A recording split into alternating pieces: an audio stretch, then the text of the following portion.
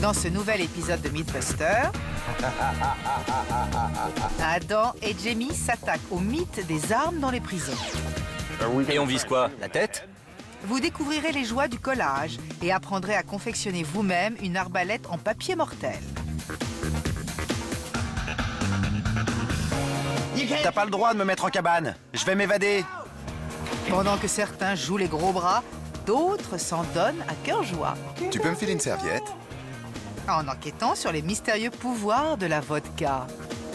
Vous allez me lâcher, oui? C'est pas vrai. Qui sont les Mythbusters? Adam Savage, Jamie Heineman, Le tir, c'est pas interdit? Tori Belleci, Les sciences, c'est le pied. Carrie Byron Devine ce qui m'arrive. et Grant Imara. Vous êtes prêts? À eux cinq, ils ont plus de 50 ans d'expérience dans le domaine des effets spéciaux. Ça, c'est du bon boulot. Ils ne se contentent pas de recenser les mythes, ils les mettent à l'épreuve.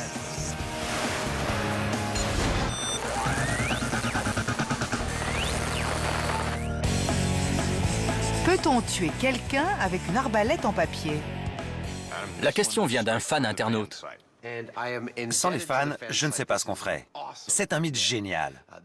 On raconte qu'au sein du quartier de haute sécurité d'une prison de l'Illinois, un détenu aurait fabriqué une arbalète rudimentaire avec du papier journal, un bout de son plateau repas en plastique et l'élastique de son caleçon en guise de corde. Et avec ça, il aurait réussi à tuer un autre prisonnier en lui tirant dessus depuis sa cellule. Moi aussi, j'adore ce mythe parce que j'ai toujours été fasciné par les arbalètes. Celle-ci, je l'ai depuis le collège. C'est pour ça qu'il n'y a plus aucun chat dans mon quartier. Je t'imagine bien. Merci, papa. Bref, la première chose à faire, c'est de se procurer la liste des objets auxquels les détenus ont droit. Parce que je suis sûr qu'il y a tout un tas d'interdictions en prison. T'as raison.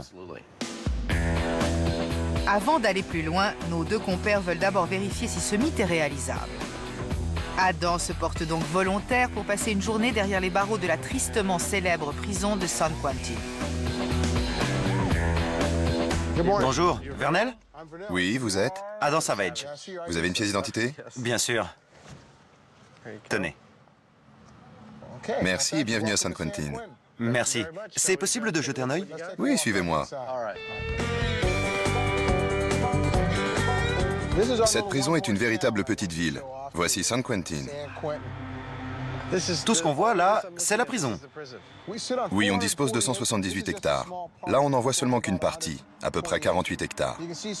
Là-bas, vous pouvez apercevoir quelques nouveaux arrivants en orange. Ils viennent juste d'être incarcérés. Et là, vous voyez ce bâtiment avec la rangée de petites fenêtres? Ça, c'est le couloir de la mort.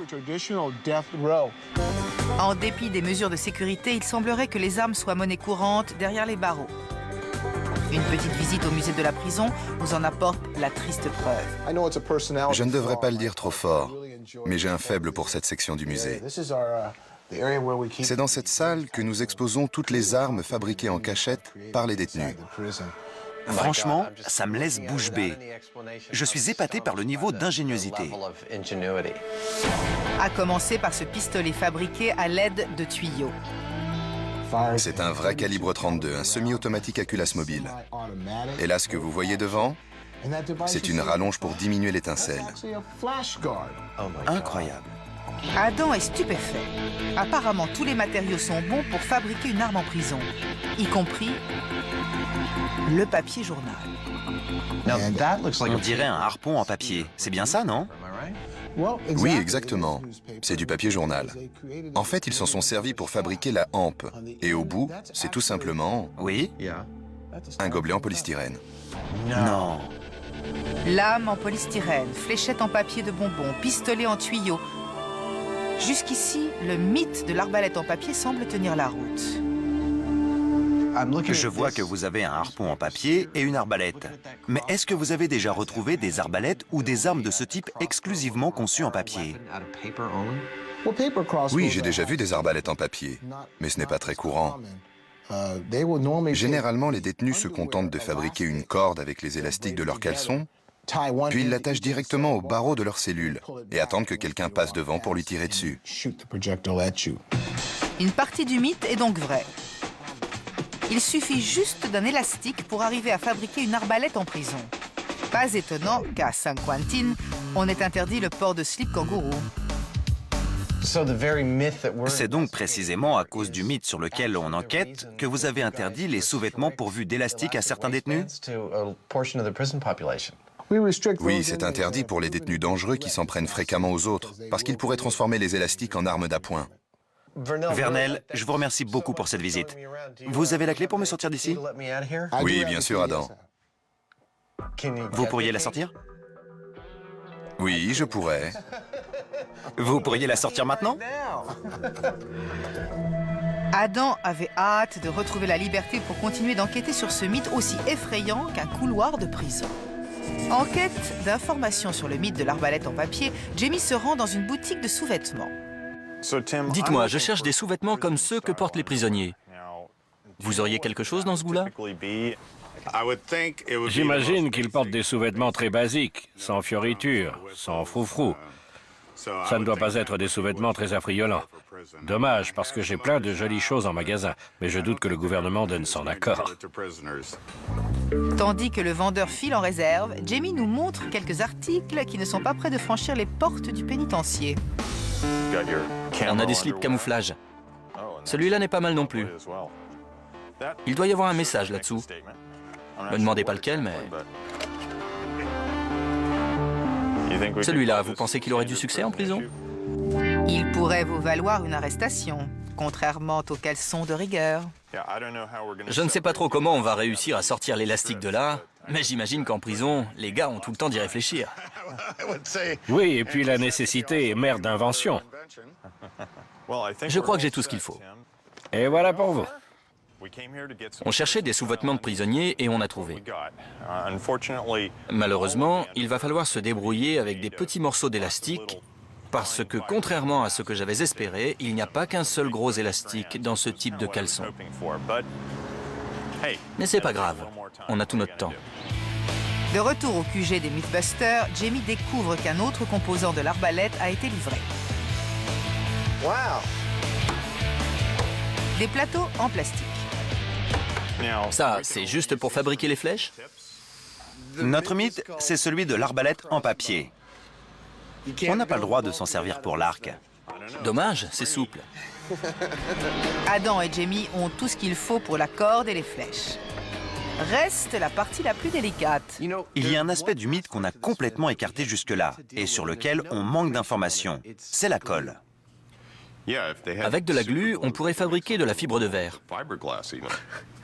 Oui, sauf que si on veut coller à l'esprit artisanal du mythe, on doit fabriquer nous-mêmes la colle à partir d'ingrédients auxquels les détenus ont accès. On devrait y arriver.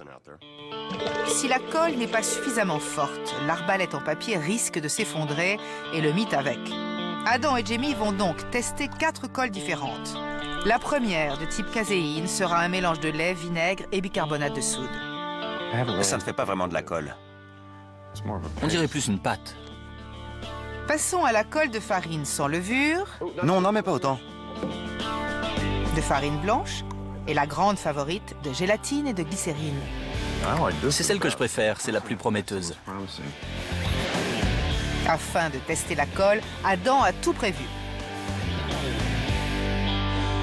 Pour savoir laquelle colle le mieux, j'ai fabriqué un dispositif constitué de 2 morceaux de bois, une poignée et une feuille de papier journal.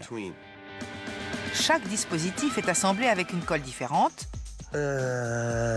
puis mise à sécher sur une étagère. Je pense que c'est sec. On va pouvoir tester la résistance. Candidate numéro 1, la colle farine et eau. 11 kg force. C'est pas si mal que ça. Candidate numéro 2, farine, eau et sucre. Même résultat, 11 kilos. Ça, c'est la colle à la caséine. Ouais, 9,5 kg. De toute façon, ça ressemblait plus à une pâte qu'à autre chose. C'était pas une réussite. Et maintenant, la dernière, mais non des moindres, la colle à la gélatine. 16 kilos. C'est la gagnante du jour. Je ne pourrais pas m'y suspendre, mais le résultat est convaincant. C'est la colle des imprimeurs et c'est celle qui a la meilleure texture. Un dernier test comparatif s'impose, celui de la colle à bois. Voilà bien longtemps que Adam ne s'est pas blessé, mais aujourd'hui, il a toutes ses chances.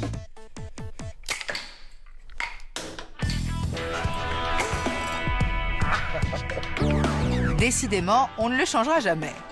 27 kg force sur les phalanges. C'est certain, ça fait mal. Ça latte. Pendant que Adam pense ses blessures, penchons-nous sur un mythe beaucoup moins douloureux. La vodka est une eau-de-vie de grains d'origine russe, réputée pour ses bienfaits en hiver. De nombreux mythes circulent au sujet de cette boisson vivifiante, et nos Mythbusters en ont déjà exploré quelques-uns. Ouais, c'est bon. Nous avons déjà eu l'occasion de vérifier que la vodka était efficace contre les odeurs de pieds tenaces et les haleines repoussantes. Ça brûle. Mais d'autres rumeurs courent sur la vodka et nos experts ont décidé de creuser le sujet. La vodka élimine-t-elle les odeurs de fumée? Cela reste à prouver. Nous avons décidé d'enquêter sur un mythe. Il paraît qu'il suffit de vaporiser une solution à base d'eau et de vodka pour éliminer les odeurs de fumée incrustées dans les vêtements. Si vous fréquentez un fumeur ou que vous en connaissez, je ne vous apprendrai rien en vous disant que la cigarette, ça pue. Mais peut-être qu'on tient la solution. Les fabricants de lessive n'en finissent plus de nous faire des promesses. À les entendre, la vie serait tout simplement merveilleuse. Mais la vodka peut-elle rendre notre vie encore plus merveilleuse en éliminant les relents de tabac froid? Pour en avoir le cœur net, Carrie a décidé de faire un test.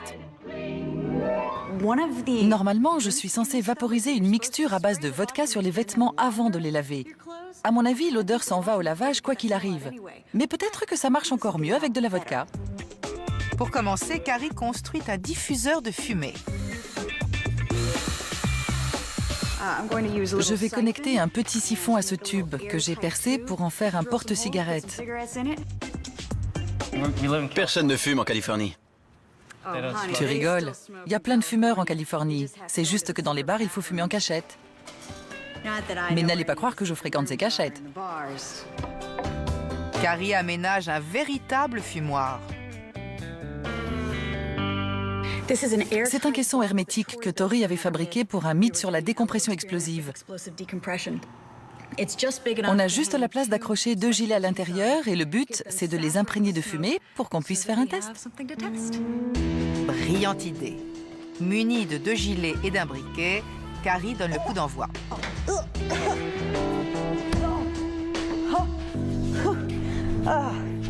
Oh, j'aurais dû mettre un masque. Mais à peine a-t-elle repris son souffle que de la fumée envahit la pièce. J'espère que... Oh non! Il y a une fuite là aussi. Comment ça se fait?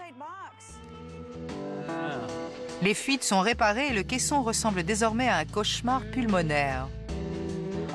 Elles ont presque fini de se consumer, mais il y a encore quelques bouts rouges. Juste là. Je vois rien. J'ai l'impression de sortir du concours de belote de l'amicale des joyeux fumeurs. Rien de grave, car selon le mythe en vigueur, la vodka est un ingrédient miracle contre l'odeur de la cigarette. 48 heures plus tard, les gilets sont prêts. Ça sent pire qu'un cendrier. Je file tout de suite à la laverie. Vite! Bon sang, ça sent vraiment mauvais.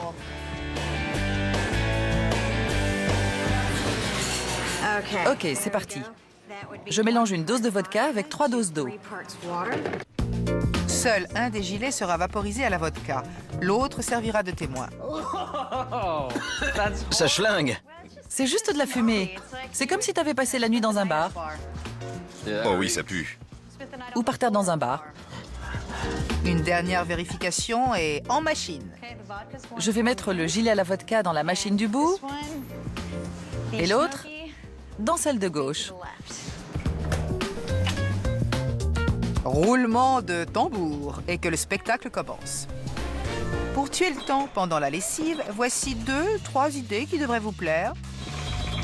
Non, je suis au boulot. Je vais finir tard. Vous allez me lâcher, oui? C'est pas vrai. Et voilà de quoi vous occuper pendant le séchage. Peintre surréaliste allemand, commençant par Z ou Q. Parce que tu n'arrêtes pas de me le dire.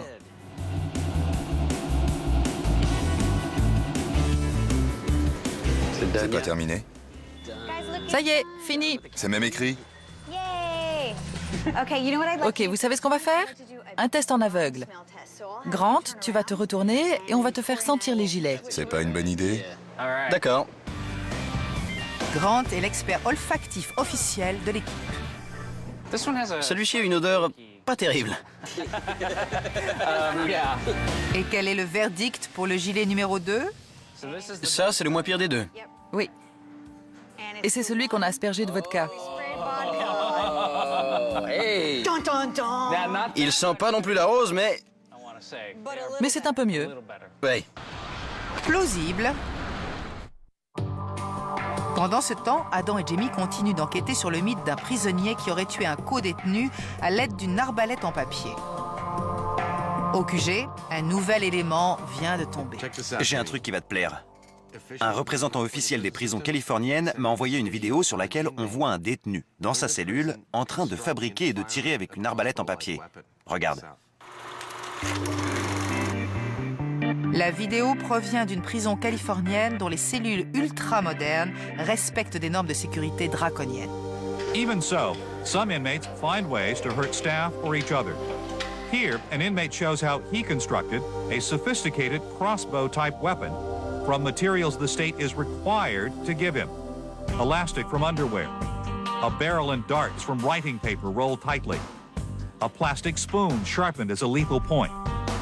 The weapon is engineered to fit through the door, making staff or other inmates a target. Incroyable. Il faudrait qu'on arrive à reproduire le même type d'instrument. L'arme en papier de la vidéo semble redoutable. Mais peut-on la considérer comme une arbalète? Pour en avoir le cœur net, nos deux compères construisent aussitôt une réplique. Par souci de fidélité au mythe, Adam utilise une colle maison ainsi qu'un élastique prélevé directement sur un caleçon de prisonnier. Malheureusement, le résultat est loin d'être concluant. C'est pas vraiment comme sur la vidéo. C'est à cause du tissu. Tu crois? Pour résoudre le problème, Jamie pense qu'il suffit d'extraire les fragments d'élastique du tissu. J'ai du mal à croire qu'un détenu s'amuse à retirer tous les petits fils élastiques qu'il y a là-dedans. C'est pas le bout du monde. Il faut juste prendre son temps. Et son mal en patience. Mais la patience n'est pas la qualité première de Adam. Il décide donc d'abandonner Jamie pour tailler des projectiles dans des couverts en plastique. J'utilise une ponceuse, mais les prisonniers doivent racler les couverts sur les murs pendant plusieurs heures.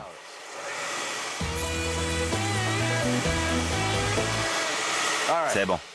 Par un miracle télévisuel, Adam et Jamie terminent au même moment. Et c'est reparti pour un deuxième essai. Sans bout de tissu cette fois.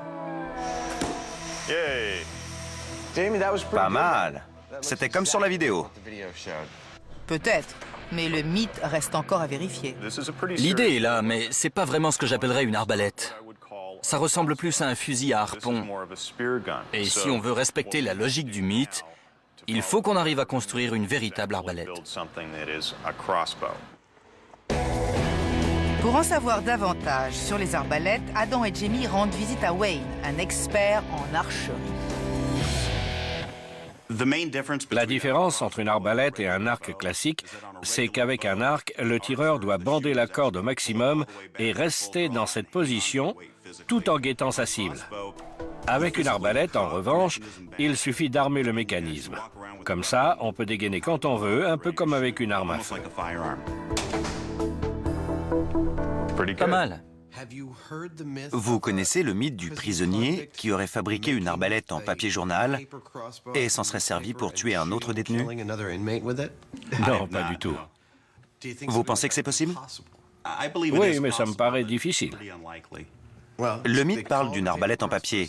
Alors je propose d'en essayer une vraie pour voir le niveau de précision et la vitesse des projectiles. Adam et Jamie aimeraient maintenant se faire une idée plus précise de l'efficacité d'une arbalète en termes de précision, de rapidité et de pénétration.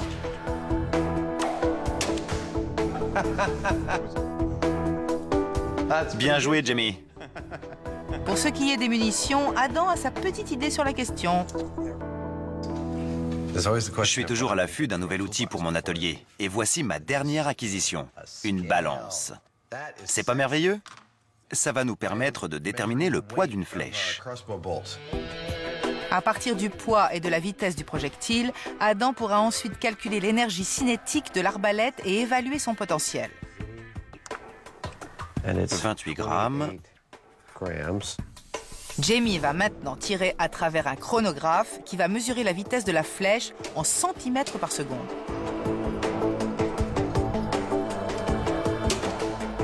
« 79. 79?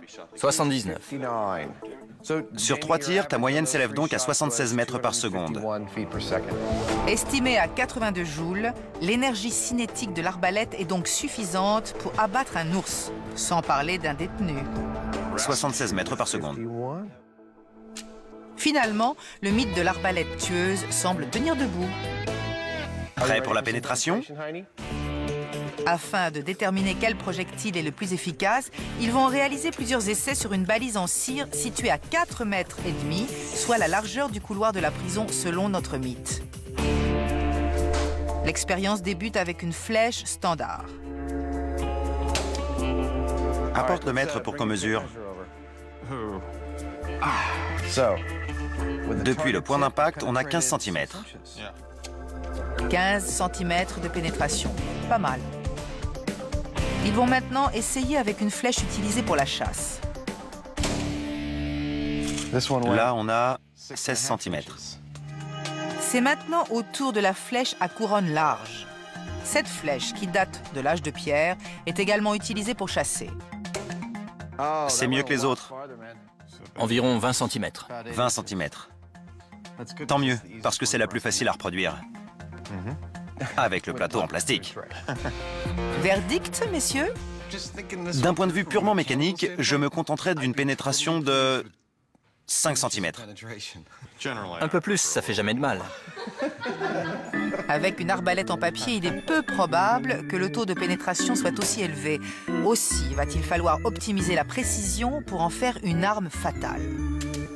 Mais au juste, quel est le degré de précision d'une arbalète? Jamie, l'idée c'est de rassembler les flèches au centre. D'accord.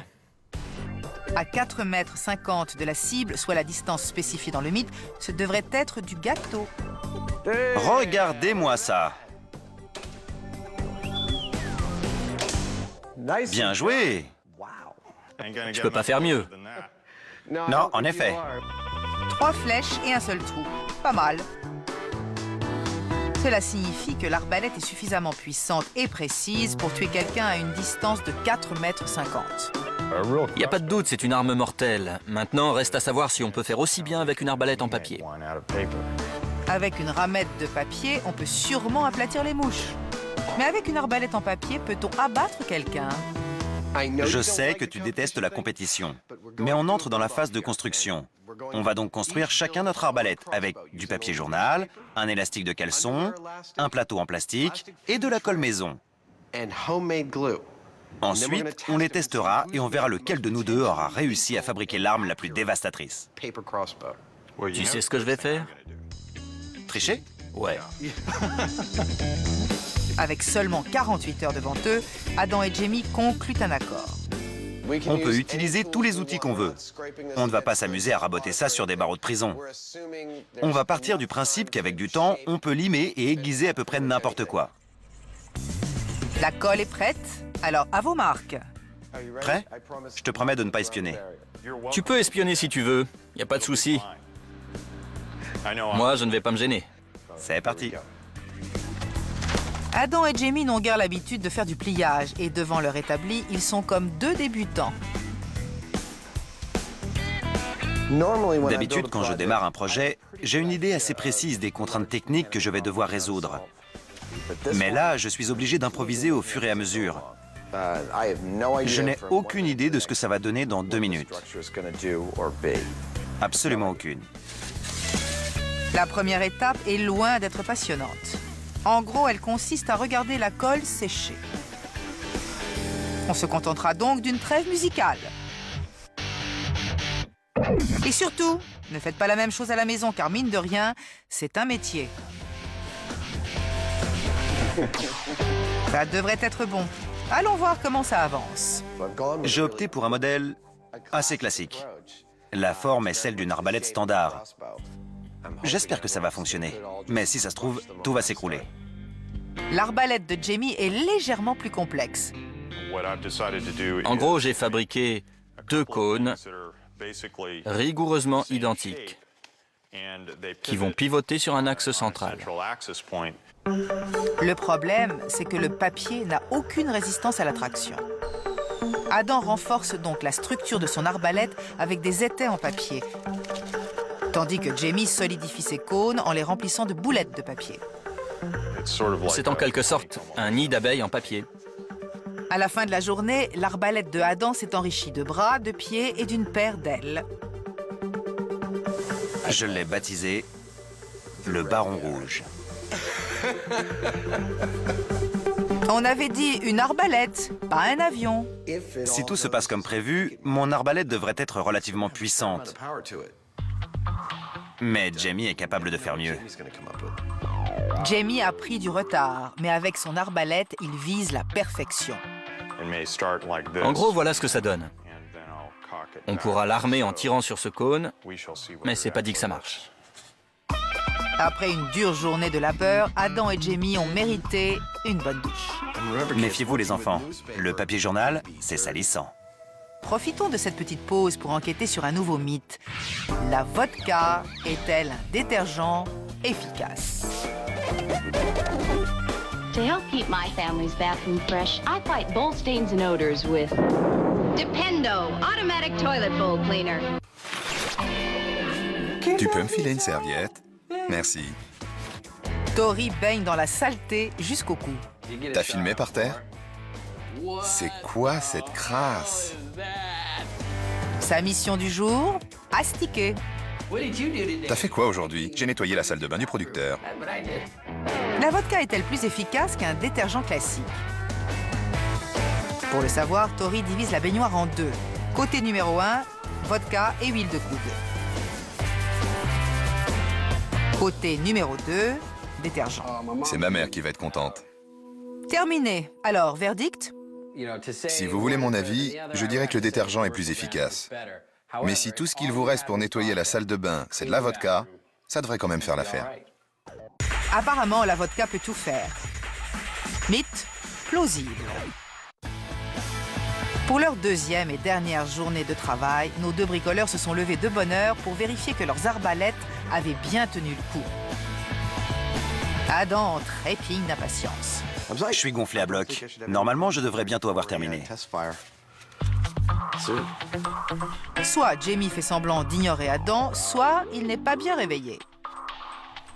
Quoi qu'il en soit, la compétition promet d'être serrée. Ça a bien séché pendant la nuit et a priori, c'est du solide. La résistance compressive est bonne. Donc aucun problème de solidité. En revanche, l'homme au béret commence à regretter son trop-plein d'ambition. Ce qui m'inquiète le plus, c'est la complexité du mécanisme. Je ne suis pas sûr d'arriver au résultat escompté et j'ai un peu peur que ça parte dans tous les sens, sauf le bon. Tandis que Jamie bataille avec son arbalète, Adam fait flèche de tout bois. Après avoir fabriqué une corde avec l'élastique d'un caleçon, il s'attaque à la conception des munitions. C'est difficile d'obtenir une pénétration maximale avec un engin pareil. Mais pour augmenter le taux de pénétration, j'ai mon idée, des munitions extra longues. T'es prêt, Jamie? Pour faire court, non. En fait, mon arbalète n'est pas très stable. Mais là, je ne vois pas trop ce que je peux faire.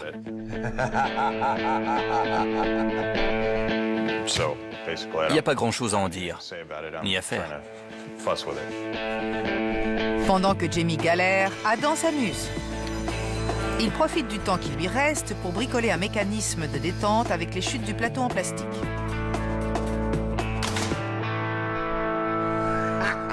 En moins de 48 heures, j'ai réussi à fabriquer une authentique arbalète avec du papier journal, un caleçon et un plateau repas. Pas étonnant que j'ai le sourire. J'ai hâte de l'essayer. Tout seul dans son coin, Jamie a réussi à réparer les dégâts et à stabiliser son arbalète. Il profite des dernières minutes qui lui restent pour renforcer sa structure conique avec des étais en papier. Je suis en train de fignoler pour essayer de lui donner encore plus de puissance et surtout pour éviter qu'elle ne tombe en morceaux. Mais je ne me fais pas vraiment d'illusions. Tôt ou tard, elle terminera dans la corbeille à papier.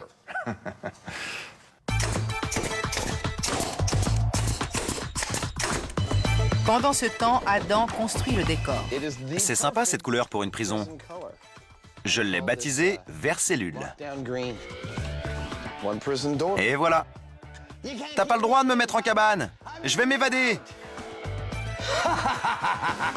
À quelques minutes du coup de sifflet final, Jamie réussit à fabriquer une flèche et à accrocher l'élastique. Allez, c'est plus la peine d'insister. Il est l'heure de procéder à la reconstitution du mythe. Armés de leur arbalète en papier, Adam et Jamie vont devoir tirer à travers une fente minuscule sur une cible à l'effigie de Grant, située à 4,50 m plus loin. Bien. Et on vise quoi? La tête? Ouais. À mon avis, pour le blesser, il faut l'atteindre au visage. Aussitôt dit, aussitôt fait. Adam commence par effectuer un premier tir à l'aide d'une véritable arbalète. 3, 2, 1... Joli coup. J'ai touché Grant en plein visage. Le chronographe affiche 76 mètres par seconde et 82 joules d'énergie, soit des résultats identiques à ceux obtenus chez l'archer. Je l'ai eu en plein dans la narine gauche. Je te promets, ça lui a transpercé la narine. Viens voir ça.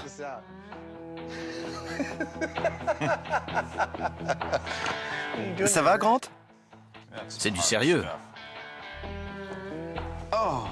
Tu vas voir, nos flèches vont juste rebondir sur le mannequin. On est à plus de 8 cm de pénétration. Ce fut court, mais fatal. Avec une arbalète vendue dans le commerce, notre prisonnier serait déjà mort. Maintenant que le point de référence est établi, Adam et Jamie vont enfin pouvoir tester leur arbalète en papier. L'heure est venue de découvrir leur précieuse invention. Je n'ai pas encore vu l'arbalète de Jamie. Mais ça me fascine toujours de voir combien nos approches sont différentes. En fait, j'ai pas arrêté d'espionner Adam, en dépit du pacte qu'on avait conclu. Mais bon, les règles sont faites pour être transgressées. Sinon, la compétition n'a aucun intérêt. C'est l'heure de nous montrer nos chefs-d'œuvre.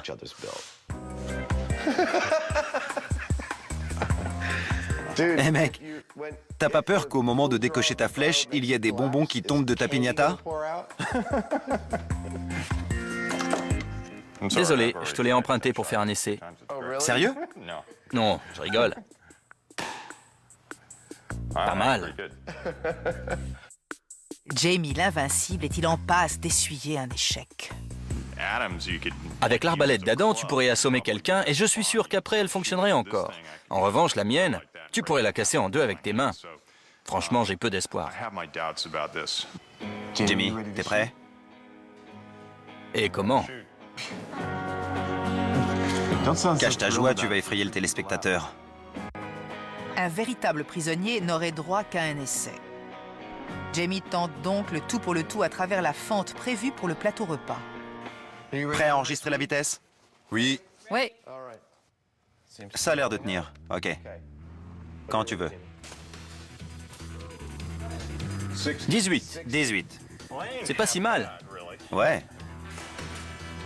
Avec une vraie arbalète, c'était quoi, 76? Ouais, 18 mètres par seconde.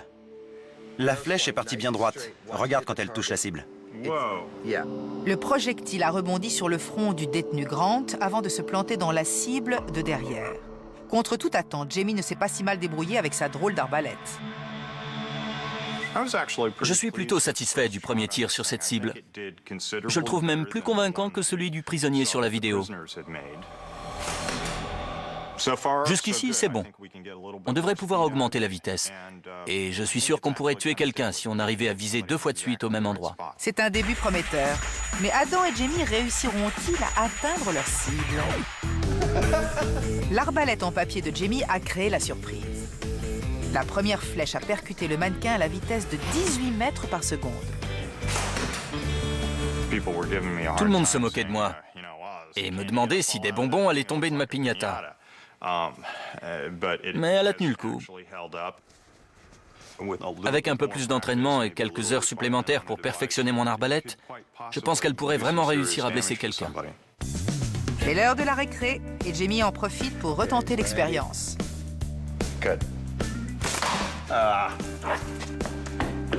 Recommence. 20 mètres par seconde. Je l'ai eu en pleine tête. Ça l'a touché à gauche de son œil droit. La flèche a dévié. Bon, on va arrêter le massacre. L'arbalète commence à s'effondrer par endroits. Mais on a quand même réussi quelques jolis tirs. Jusqu'à 21 mètres par seconde, c'est ça? C'est pas trop mal. Jamie a fini de tester son arbalète. Verdict? Au vu des résultats, on ne peut pas considérer mon arbalète comme une arme mortelle. Mais ce qu'il y a de sûr, c'est que je n'aimerais pas me prendre une flèche dans l'œil avec ça. Je pourrais en mourir. Possible, mais l'énergie cinétique de sa flèche la plus rapide est largement en dessous du résultat obtenu avec une véritable arbalète. J'ai trouvé une grille qui indique le potentiel des armes en fonction de leur énergie cinétique. En dessous de 3,5 kg force, on peut abattre du menu gibier. Entre 3,5 et 5,5, on peut descendre un daim ou une antilope. Entre 5,5 et 9, on peut tuer un élan ou un ours noir. Et au-delà de 9 kg force, on peut descendre du très gros gibier comme un grizzly ou un bison.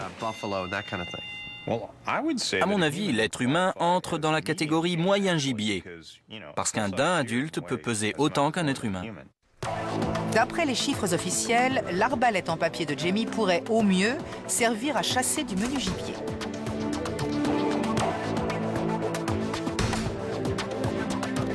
Voyons à présent si son complice peut mieux faire. C'est bon, je suis prêt à casser la baraque avec mon fameux attrape-rêve. Attrape-rêve. Le nom est de circonstance, car pour réussir l'expérience, Adam va devoir combiner puissance et précision, et ce, dès le premier essai. Désolé, Grant. Je vise le coup. 3, 2, 1... Hey! Bien joué.